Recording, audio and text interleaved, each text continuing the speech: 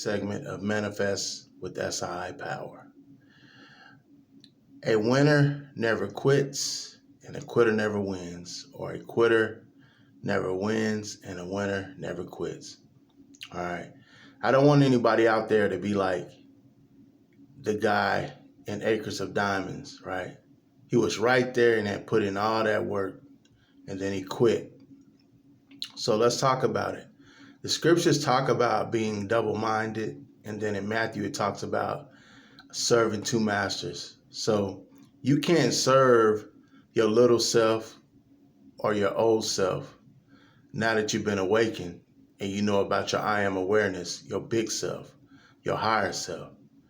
So you cannot be switching back and forth between the two. You can't be oscillating between the two frequencies, right? It makes no sense. So you're going to have to make up your mind and make a decision, because there's nothing more powerful than a made-up mind. There's nothing more powerful than a made-up mind. There's nothing more powerful than a made-up mind. So make up your mind.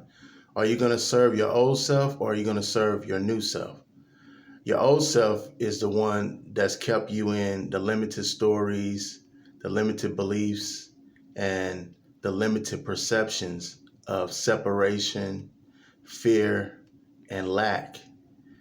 Your big self, your higher self, is going to get you in the frequency of love, abundance, confidence, belief, faith, and knowing.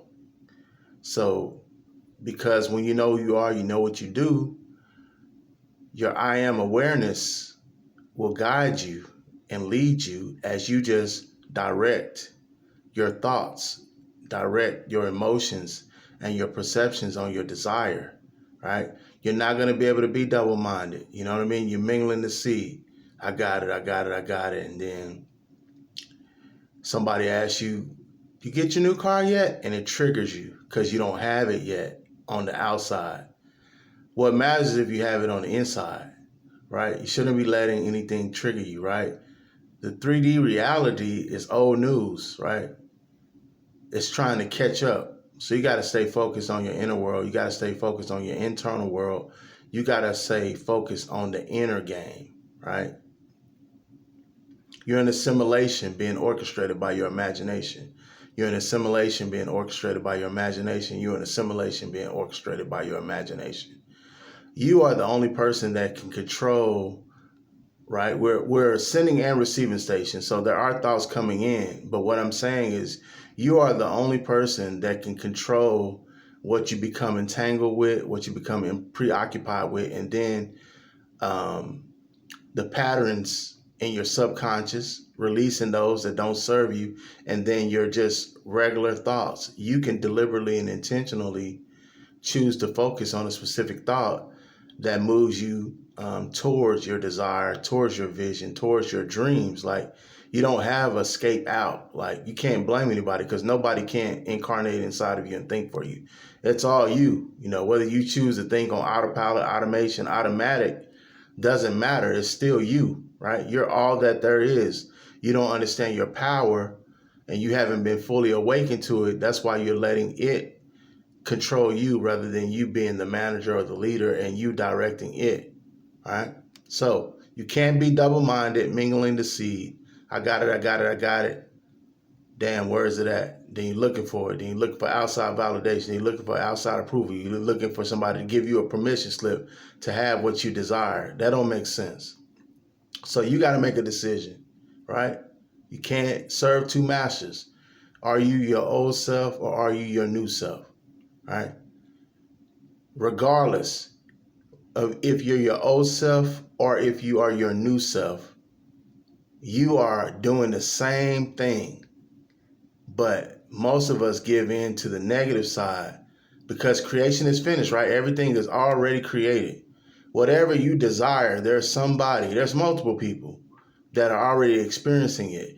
You don't really create anything. Creation is finished. You don't really manifest anything. What you do is you align and then it pops in, right? From the quantum field, right? From the electromagnetic field, right? And so what you're doing, whether you're experiencing the negative or you're experiencing the positive, all you're doing is aligning agreeing, accepting, being congruent with, and harmonizing with. And then you get the results, whatever the frequency you align with. That's what's happening. You're not creating anything. You're not really manifesting anything. That's just, terminology, but it's nothing wrong with it. We're always been manifesting since you came out the womb.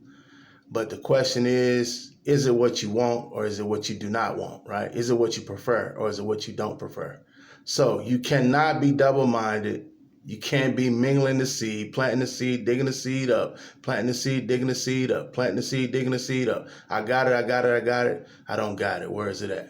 And then somebody asks you, did you get this? Where's your such and such? And it triggers you. You want to cuss them out.